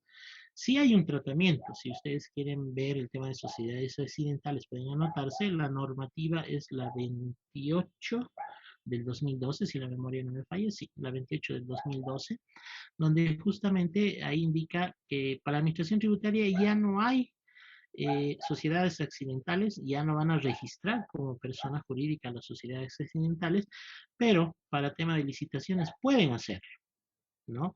Y si lo van a hacer, indica esa normativa que cada empresa tiene que tributar de forma separada, cada empresa debe de cumplir con sus obligaciones tributarias, y obviamente ahí cada uno se hace cargo, ¿no? Entonces tiene que presentar toda la información en un lapso de 10 días, una vez ganada la licitación. Entonces, esa normativa, si ustedes gustan estudiarla, habla que ya no existe para administración tributaria una sociedad accidental, ¿no? Eh, entonces, si ustedes se fijan con este ejemplo, y respondiendo a la pregunta que tal vez en su mente estaba, si ustedes se fijan, si se registran como persona natural o empresa unipersonal, que es una persona, vuelvo a decirles, ustedes están poniendo en riesgo su nombre, ¿no? ¿Por qué? Porque al registrarse van a presentar ustedes su carnet de identidad, ¿ya? Y eso va a quedar en el historial de la administración tributaria con 3 dígitos que ellos aumentan. Y obviamente ahí va a estar su nombre también en ese historial, ¿no? Entonces, ustedes van a ser responsables ante el Estado de cualquier omisión, ¿ya? De algún tipo de impuesto o algún tipo de incumplimiento que tenga, ¿no? En cambio, formando una personería jurídica o una empresa jurídica, ¿ya? Ahí, obviamente, dependiendo del tipo de sociedad que realicen, la responsabilidad puede ser compartida, puede ser limitada, ¿no? U otra, ¿no? Entonces, la respuesta va en ese sentido. Personalmente, cuando tienen esa posibilidad de ser una empresa jurídica, yo les recomiendo que sí lo hagan, porque obviamente la responsabilidad no va a ser solo una persona, sino en función a cómo redacte su testimonio de constitución, ahí va a ir el tema de las acciones, por ejemplo, ¿no? Pero reitero, siempre va el Estado al patrimonio del nombre. Si va a ir a Cobose, va a ir, ¿qué tiene Cobose? Tiene maquinaria, entonces vamos a las maquinarias de Cobose. Cuando incumplen, obviamente, la idea no es incumplir, pero va en ese sentido. Cuentas bancarias de la empresa, también van a las cuentas bancarias de la empresa. O sea, no va a una persona en sí, sino va al conjunto que tiene un nombre, como les había mencionado. En cambio, en empresas unipersonal y persona natural es más fácil. Si tú tienes un apartamento, un auto a tu nombre, es lo primero que la administración tributaria va a hacer, si incumples, obviamente, tus obligaciones tributarias como contribuyente, ¿no? Directamente va a lo que son tus bienes, luego a tus cuentas bancarias te congelan, como ya están acostumbrados en impuestos a hacer cuando tienen mucha omisión en deudas, y obviamente ahí es donde uno se sorprende, ¿no? Entonces, si tienen la oportunidad de hacer una jurídica, es mejor que una unipersonal y natural. Y ahora, si ustedes obviamente no quieren estar en el ojo ahí de la administración tributaria, como profesionales se les recomienda como persona natural. Y de esa manera ustedes tienen que ir guiando a, a las personas que van a empezar a asesorar a partir de ahora en función a todo lo que estamos viendo, ¿no? No sé si hay alguna duda hasta acá antes de seguir. Sí, dicen, una consultita. Adelante. En, en persona jurídica, entonces la administración tributaria va directamente a los activos fijos primero de la empresa, o sea, de la empresa Al jurídica, de la patrimonio. persona jurídica, al patrimonio. Ujú. Correcto. Después recién, si no llega a llenar el vacío impositivo, va recién a los accionistas, a los bienes de los accionistas, Sí, de mayoritario en este en caso. este caso, como habíamos visto en función de las definiciones, al tercero responsable, ¿no? Que sería en este caso para una empresa El jurídica el representante legal. representante legal. ¿No? Ahora, ojo, el representante legal tiene la posibilidad de defenderse porque él no va a cubrir el 100%. Y ahí, como te decía, va a definir mucho el tema de su testimonio, ¿no? Si, por ejemplo, entre tú y yo hacemos una sociedad y tú tienes el 60% y yo el 40%, y por alguna casualidad, por tema de trabajo, siendo yo el minoritario, y yo me escapo con los millones y me fugo y te dejo con la deuda impositiva, tú no puedes cubrir mi parte más. Eso sí lo puedes pelear ante una administración tributaria, ¿no? Pero la verdad, he visto, eso sí, no es inmediato, te soy sincero. Siempre la administración tributaria va a ir al patrimonio de la empresa y va, siempre, hasta lo último, va a tratar de ver qué tiene, qué no tiene, si puede, no puede. Y te soy sincero, puede tardar de un año, dependiendo del monto, ¿no? Un año o un poco más, y recién de hacer la parte jurídica recién va al representante legal. Pero vuelvo a decirte, es solidario, como habíamos visto, y solamente hasta el porcentaje que puede cubrir, ¿no? Ah, gracias, Luis. Bien, ¿alguna otra consulta tal vez? Conte que estoy anotando las participaciones, ¿no? Bien, sigamos entonces. Ah, bueno, voy a ver el chat, aunque creo que son puras marcaciones, pero a veces suele ocurrir que escribe. No, no hay nada. Entonces, en empresas jurídicas o personas jurídicas, ¿ya? Las más usuales son la de sociedad de responsabilidad limitada y las sociedades anónimas. Aquí sí quiero aclarar un punto, ¿ya? Si bien estamos tipificados, y les había dicho, todos nosotros nacemos como contribuyentes resto, justamente la administración tributaria ha previsto, a través de normativas, ya en su clasificación, que las sociedades anónimas directamente pasen a ser GRA, ¿ya? Entonces, si yo con uno de ustedes formo una sociedad anónima, no vamos a comenzar en resto, ¿ya? Directamente por el tema de este tipo de sociedades, nos van a pasar a GRA. ¿Ya? Y si ustedes se fijan, todas las SAs, si ustedes curiosean, ¿no? Son directamente gráficos, ¿no? Por ejemplo, el FGCA, ¿no? Después otras empresas que tenemos con ese denominativo no son resto, directamente pasan al gráfico, ¿no? En cambio, la sociedad de responsabilidad limitada sí comienza como resto y los requisitos son los mismos, ¿no? Que hemos visto, ¿no? Tu testimonio, tu poder de representante legal y los demás requisitos, ¿no? En tema de sociedades colectivas y comanditas, las sociedades colectivas son aquellas, ¿ya? Que en su constitución la división del patrimonio tiene que ser equitativa. Si somos 4 personas, cada uno tiene que tener el mismo porcentaje de acción, es decir, 25, 25, 25, 25, que es el 100%. A eso se refiere con sociedades colectivas. Las sociedades comandita son aquellas que obviamente una persona se va a hacer cargo de todo el patrimonio porque él lo decide así en función a su acción, que es mayoritaria. Como les decía, esa empresa francesa que tenía mayor acción que la boliviana, ¿no? Entonces, eso se denomina sociedades comanditas. Entonces, este tipo de sociedades, vuelvo a reiterar que están viendo en pantalla, los requisitos van a ser los mismos. Su testimonio de constitución, su representante legal, la factura de luz, ¿no? Y el tema de carnet del representante legal, ¿no? O sea, no es muy complicado. Entonces, por eso les decía que como empresa jurídica ustedes tienen que ver cuál les conviene. Pero la mayoría se inscribe, reitero, como sociedad de responsabilidad limitada por el aporte que uno realiza, ¿no? Y ahí internamente decide, ¿no? Quién se va a hacer cargo, ¿no? En cambio, en la comandita, por ejemplo, si yo aporto más, y yo puedo exigir el derecho de ser justamente el que comande, ¿no? Por eso se llama comandita, ¿ya? También existe dentro de las empresas jurídicas o personas jurídicas, las sociedades civiles, las asociaciones de transporte y sindicatos.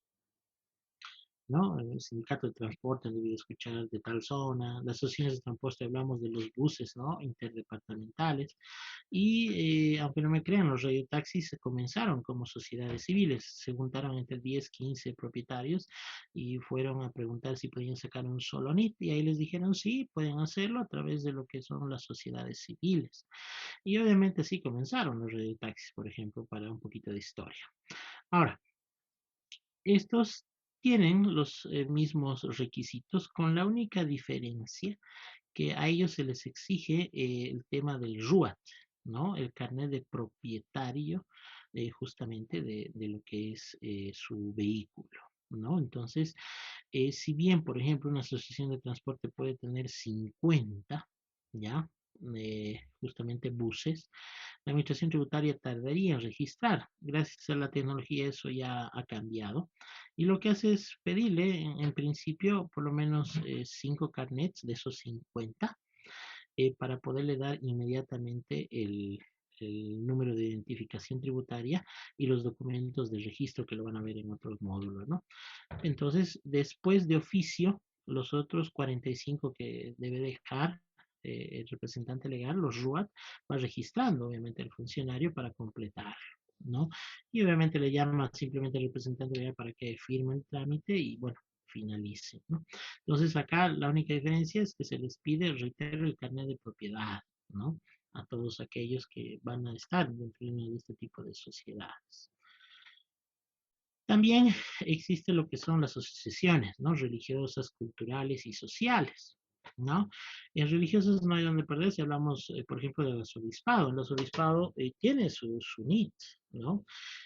Por ejemplo, la asociación de artistas, que se podría denominar cultural, ¿no? También tienen su NIT, ¿no? Representados como asociación.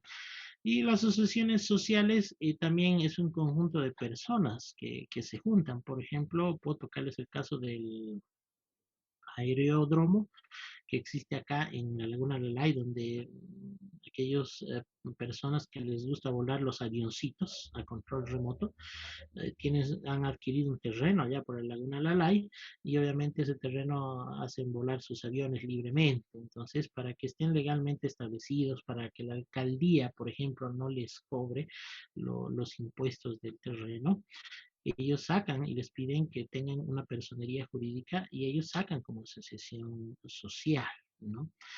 Entonces, si ustedes se fijan en este sentido, este tipo de asociaciones, en la mayoría de los casos, están exentos del pago de impuestos, porque no lo hacen con el objetivo de lucrar. Simplemente cada socio aporta para que se pague los servicios básicos y pare de contar. El ejemplo más claro que yo he podido advertir acá es el arzobispado que les mencionaba, que por ejemplo, si bien se inscribe como una asociación religiosa, y como les había mencionado, están exentos del pago de impuestos. Usualmente estos, dependiendo de lo que tramiten, ¿no?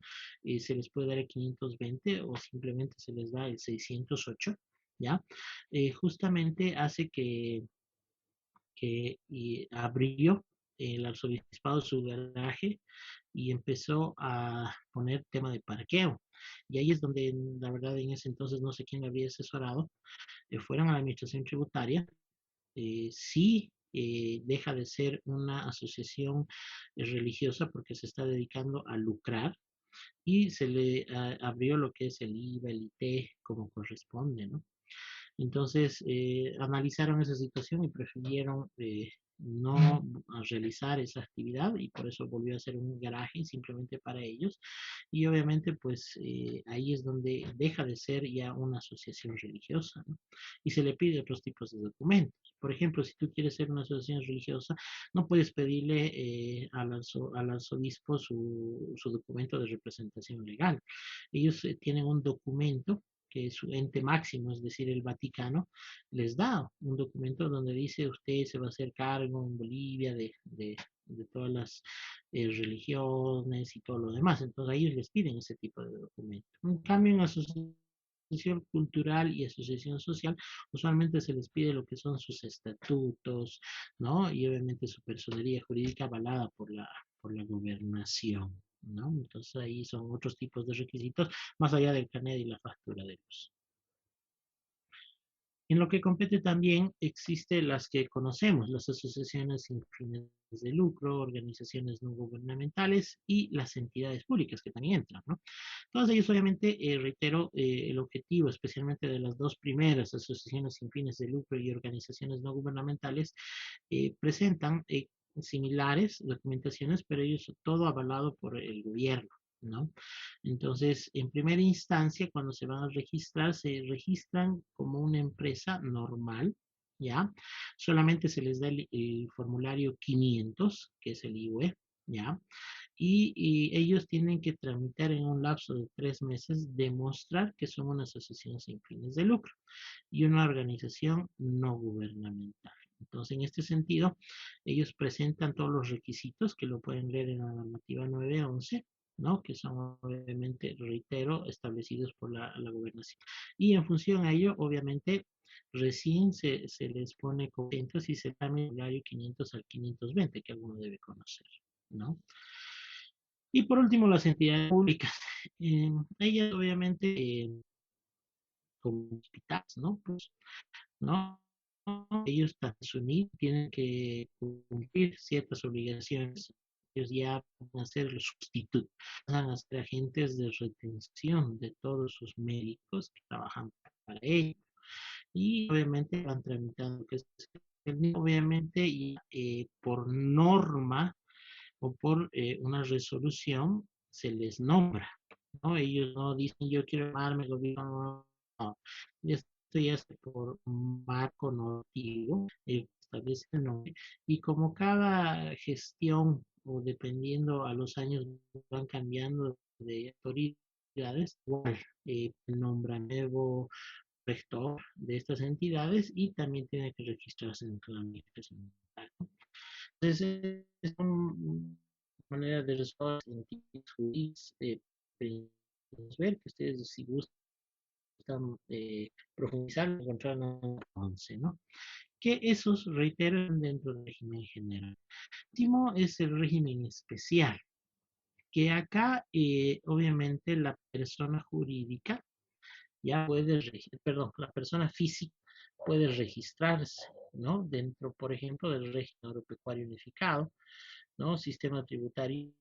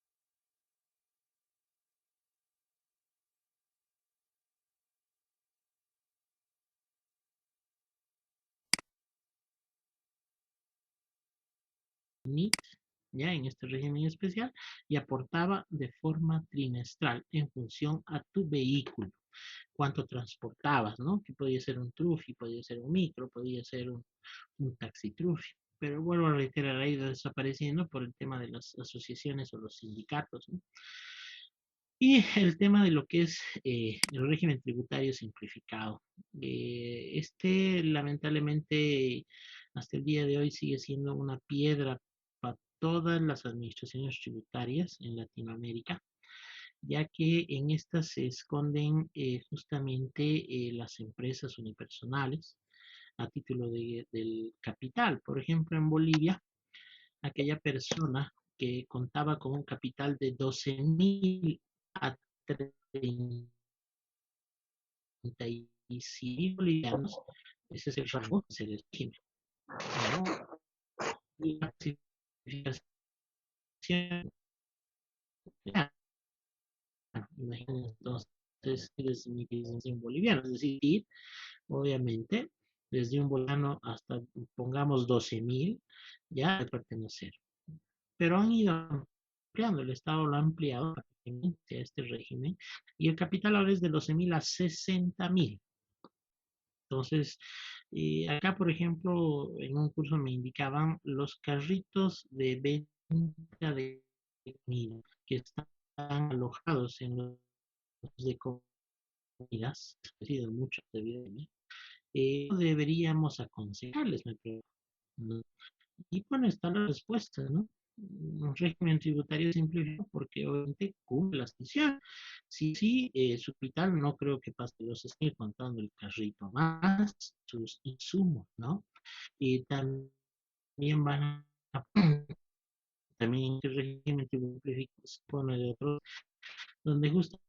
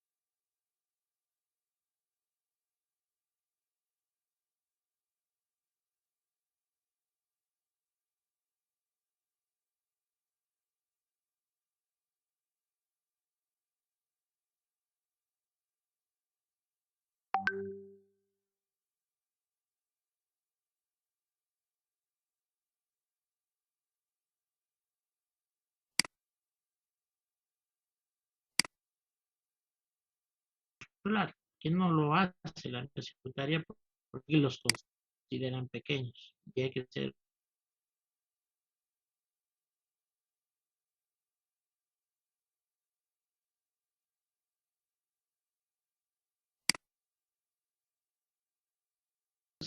a manera de resumen. Si tienen dudas, Una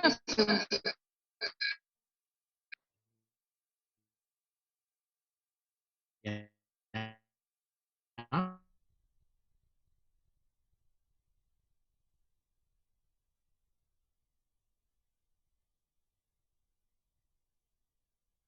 con 1.000 pesos o 2.000, ¿no? Usualmente las empáticas usualmente tienen arriba de 10.000, 20.000 bolivianos, te diré, ¿no? Esto a nivel tributario hablando, porque dentro de lo que es la norma tributaria no está así, ¿no?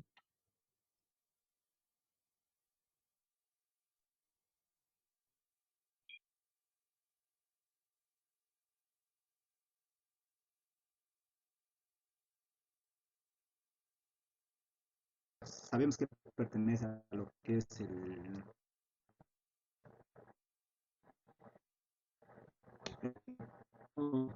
no sé a cuál pertenece y eso. Bueno, eh, por ejemplo, la desde la banca privada, no es pública, ¿verdad? O, La capital, ¿no? Eso ha sido creado justo para las entidades bancarias. Es, eh, obviamente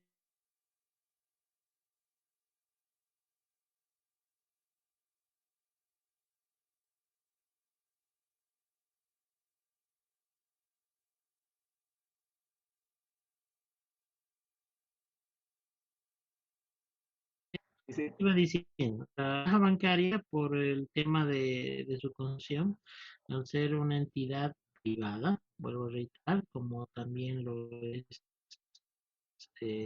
cobros y impuestos, también están tipificados, ¿no? O está abierto como una sociedad. Eso tendrías que analizar en primera instancia. Porque te había mencionado que un médico, por ejemplo, la clínica Los Olivos, es una persona, no es una sociedad, te anticipo, ¿no? Entonces, yo o tú lo hemos abierto y pues vamos a ser preso ni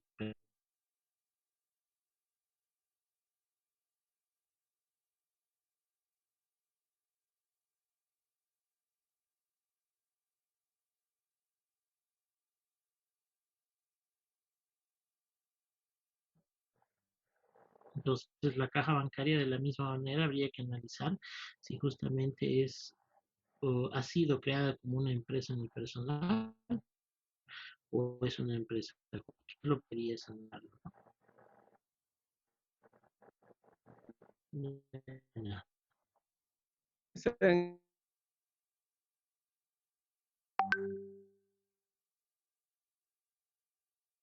licitación pública, ¿quién es que factura si el gobierno, si la secretaria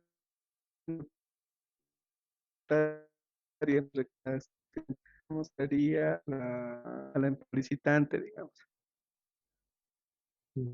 ya. Eh, ¿Has Dame, dime, clarito dime. en